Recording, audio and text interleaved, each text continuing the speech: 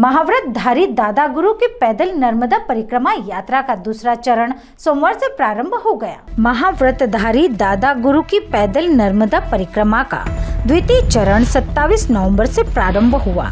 प्रकृति संरक्षण संवर्धन का जीवंत संदेश लेकर दादा गुरु जीवन रेखा की पैदल परिक्रमा कर रहे हैं। नर्मदा मिशन के संस्थापक श्री दादा गुरु मां नर्मदा सहित सभी जीवनदायिनी नदियों के संरक्षण, शुद्धिकरण, प्रकृति संरक्षण, संवर्धन और पीड़ित मानवता की सेवा के लिए 15 वर्षों से अनवरत क्रियाशील हैं और विगत 3 वर्षों से सदी के सबसे कठिन प्रकृति केंद्रित अखंड निराहार महाव्रत साधन कर रहे हैं। मां नर्मदा जल और कभी मात्र वायु पर ही आधारित हैं, जिसका उद्देश्य जन जन तक यह संदेश पहुंचाना है। दादा गुरु 3 वर्षों से निराहार रहने के बाद भी दादा गुरु के रोम का भी भय क्षय नहीं हो रहा, इसलिए नर्मदा जल की जीवन शक्ति का प्रत्यक्ष उदाहरण श्री दादा गुरु हैं। 8 नवंबर 2022 को विश्व की पहली 3200 किलोमीटर के अखंड निराहार मां नर्मदा सेवा परिक्रमा भी ओंकारेश्वर से प्रारंभ की थी। दादा गुरु के आह्वान पर भारत सहित अन्य देशों में भी अनुयायी संकल्प के साथ देव वृक्षों की स्थापना कर उसे संरक्षित कर रहे हैं। दादा गुरु कहते हैं, आज के युग में प्रकृति संरक्षण ही सबसे बड़ा धर्म और सेवा ही यज्ञ है। इसी उद्देश्य को धारण कर अखंड निराहार मां नर्मदा सेवा परिक्रमा का दूसरा चरण 27 नवंबर 2023 को प्रातः 9 बजे ओंकारेश्वर गौमुख से मां नर्मदा पूजन और आरती के साथ प्रारंभ हो रहा है। विगत वर्ष 8 नवंबर 2022 से दादा गुरु द्वारा की गई विश्व की पहली 3200 किलोमीटर की अखंड निराहार मां नर्मदा सेवा पैदल परिक्रमा golden book of world records में दर्ज है। दादा गुरु एक अद्भुत संत हैं और उनकी अभी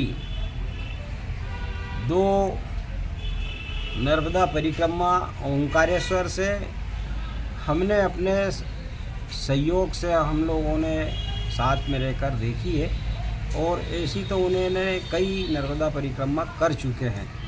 देखिए, ये संत ऐसे अद्भुत संत हैं, इनका धर्म को बचाए रखने का, हमारी राष्ट्र की संपत्ति को बचाए रखने का, पर्यावरण को सुरक्षित करने का और हमारी माँ नर्मदा का स्वच्छताकरण करने का एक बहुत बड़ा उद्देश्य है।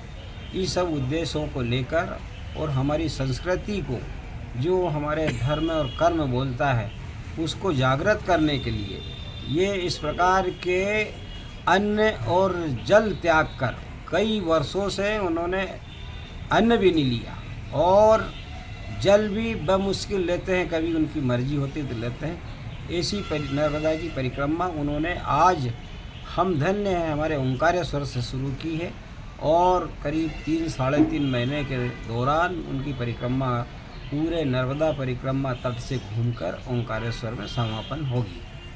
यहाँ का मुख्य जो उद्देश्य है, नर्मदा ही एक ऐसी हैं जो वैराग्यदायिनी हैं, हमारे जीवन में वैराग्य उत्पन्न हो जाए, इसलिए नर्मदा परिक्रमा की जाती है। और हमारे संत महात्मा ऋषि मुनियों ने जो परिक्रमा की है उसका कारण ही ये था कि नर्मदा परिक्रमा करने से हमें वैराग्य की प्राप्ति हो।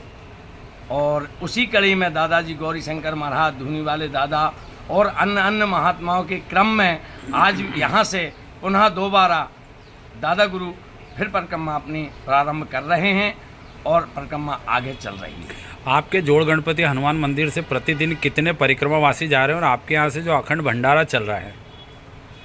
ये मैंने कभी गिनती नहीं लगाई है कि यहाँ से कितने परिक्रमावासी जाते हैं और कितने परिक्रमावासी भोजन यहाँ प्राप्त करते हैं।